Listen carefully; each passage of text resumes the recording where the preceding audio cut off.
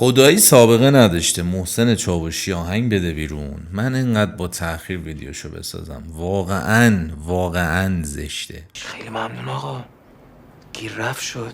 سلام عزیزای دل، حالتون چطوره؟ من علی هستم و خیلی خوش اومدیم به کانال خودتون. خب اومدیم با ریاکشن به موزیک سریال، در واقع تیتراژ سریال زخم کاری از محسن چاوشی که یک ماهی هست که پخش شده و دارید میشنویدش. احتمالاً دیگه نمیخوام توضیح بدم چرا نبودم. اگه این چند روز پیگیری کرده باشید کانال رو خودتون میدونید. اگرم ویدیو این چند روز ندیدید که لینکاشو این بالا میذارم، میتونید اونا رو هم ببینید. خیلی فرصت رو از دست ندیم و بریم سراغ ریاکشن.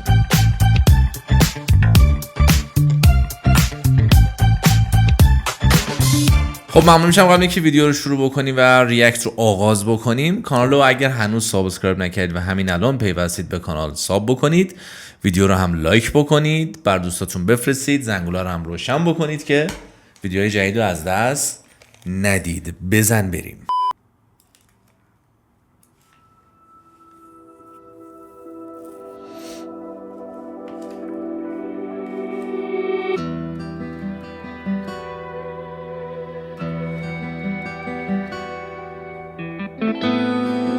تنظیم کار با کیه؟ رضا فؤادیان.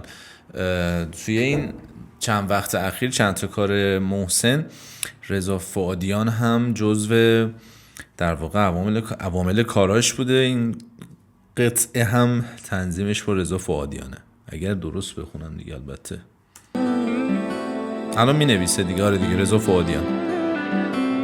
اومدم مثل یه ببر کینه توز، حقمو بگیرم و شبانه روز. یه نکته رو بگم تا یادم نرفته. من معمولا قبل ویدیو فکر نمی کنم که میخوام چی بگم، ولی اینو بهش فکر کردم و جزو موارد نادره. تو فصل اول که بهنام بانی خوند، اصلا قبل اینکه بهنام بانی بخونه، من همیشه میگفتم کاش این سریال صدای محسن چاوشی رو داشت و خوشحالم که توی سیزن دومش داریم. من اصلا نمیدونم اینجا چی کار دارم. عقب شغال قاتل بودم، بی خبر از اینکه با دیدن تو، دیدن حالت خندیدن تو خودمم. توی این ریاکشن خیلی نمیخوام بررسی تخصصی بکنم چون که برای سریال هست و طبیعتاً شعر، ملودی، تنظیم، حتی سازها، حتی خوانش خواننده بر اساس فضای سریاله و یه جوری سفارشیه در واقع. به خاطر همون خیلی نمیخوام ریز و دقیق صحبت بکنم. سعی میکنیم بیشتر لذت ببریم. قاتل این دل بودم، توی این جنگل قانون مرده، همه چی رنگ جنون داره جنون. چه گیتار میوت ناز، من نمیتونم مثلا اشاره نکنم. گیتار میوت نازی زده عادل روحنواز اون زیر.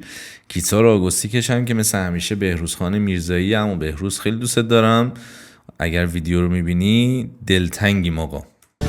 ما چی بودیم و چی هستیم بلا، دوتا غرقابال غلطیده بخون. تو به اون ذات تباهی که نخواست بگذرم با تو از این سد سیاه.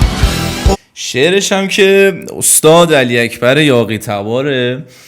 بعد حسین صفا به نظر من بهترین اشعار محسن چاوشی با آقای علی اکبر تبا بوده. خیلی ترتمیز، خیلی قشنگ و زیبا. به اون سق سیاهی که نذاشت بگذری با من از این شهر تباه.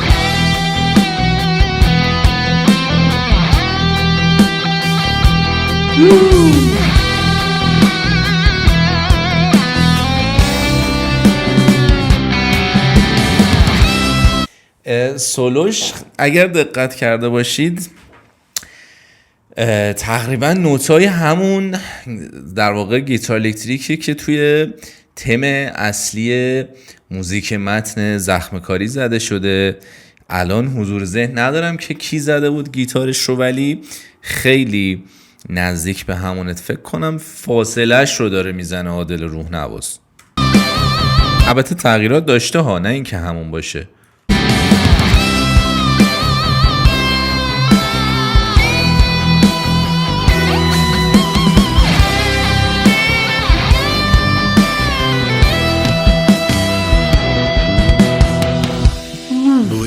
اون پاور کوردایی هم که باز داره میزنه خیلی نزدیک و خیلی شبیه به همون تم اصلیه. خداییش مقایسه بکنید با موزیکی که حامد برادران ساخته بود و بهنام بانی خونده بود. نمیگم بد بود، ولی این موزیک هزاران پله بالاتره. با من درست حرف بزن.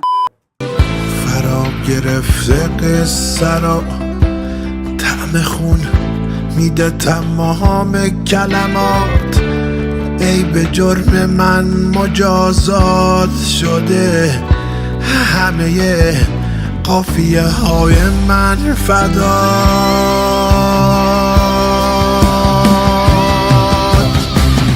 یکم اینجاشو سریالی بکنم. ای به جرم من مجازات شده همه قافیه های من فدات، اگر درست گفته باشم. فکر میکنم از زبون مالک به میثمه. حالا اگر پیگیر سریال هستید البته ها. من همچین برداشتی داشتم. اگر این نیست بنویسید، یعنی نظرتون رو هم بنویسید برام. تو به اون ذات تباهی که نخواست بگذرم با تو از این سد سیاه. از این فیلتر خوشش اومده ها، از این هایکاتی که میکنن قشنگ خوشش اومده. اولین بار من تو کار مسلخ شنیدم. یه کار دیگه هم داشت که این حرکت رو زد. الان باز حضور ذهن ندارم متاسفانه. خواب بودم بیدار شدم. بچه ها بنویسید برام که تو کدوم کارش هم بود. اینجا هم داریم میشنویم باز اینو. به اون سق سیاهی که نذاشت بگذری با من از این شهر تباه. به اون سق سیاهی که نذاشت بگذری با من از این شهر تباه. من الان دیدم اینجا این سابتایتلی که داره نوشته میشه کردیه فکر کنم. تیپری لگل نمیدونم بخونم، ولی فکر کنم کردیه چون عربی نیست قطعا. گ داره، پ داره، یه دونه ر داره. فکر کنم چیز کردیه.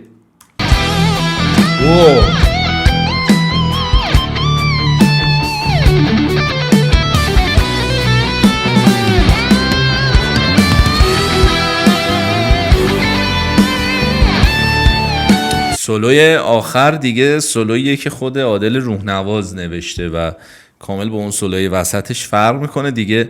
تم زخمکاری رو نداره، قشنگ متفاوته و ساخته دست بشر چیز، ساخته دست عادل روح‌نوازه.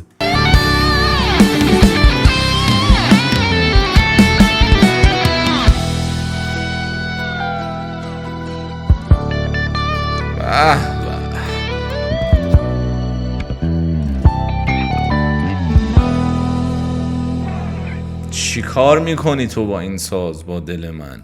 واقعا این صدای گیتار الکتریک منو از خود بی خود میکنه، منو ارضا میکنه، منو روانی میکنه. نمیدونم شما همین جوری یا نه. برای من که واقعا یه چیز عجیب غریبیه صدای این ساز. در کنار صدای محسن چاوشی یه ترکیب برنده است. یعنی محال ممکنه موزیکی که محسن چاوشی داره میخونه و سولوش گیتار الکتریک نداشته باشه.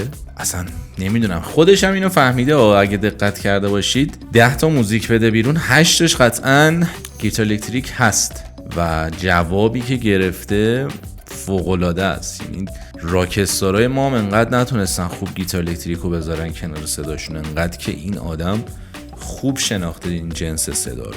حرفی نمیمونه واقعا. من صحبتام راجع به چاوشی کردم همیشه. فیلمش هم که هست. از اینکه چقدر خوبه، از اینکه چقدر حیفه که کنسرتشو نداریم. اگر موافق باشید یه ویدیویی بسازم راجع به موضوع صحبتایی بکنیم راجع به شایعاتی که هست در مورد صداش، در مورد کنسرت نذاشتنش. بد نیست بهش بپردازم. اگر موافق بودید حتما کامنت بذارید، تعداد کامنت ها زیاد باشه حتما این کار میکنم. دمتون گرم. نظرتون راجع به آهنگ بنویسید. اگر نکته‌ای هست، فکتی هست، اطلاعاتی هست که من نمیدونم و فکر میکنید جالب باشه برای بقیه، توی کامنت ها حتما بنویسید، میخونم. و ویدیو رو برای دوستاتون که زخم کاری بازن بفرستید. خیلی دوستتون دارم. اگر کانال رو هنوز سابسکرایب نکردید دیگه باید توی این 10-11 دقیقه میکردید دیگه. بزنید لطفا دکمه سابسکرایب و ویدیو رو هم لایک کنید، دکمه زنگوله رو هم روشن بکنید تا ویدیو رو از دست ندید. تا ویدیوی دیگر، خدا نگهدار.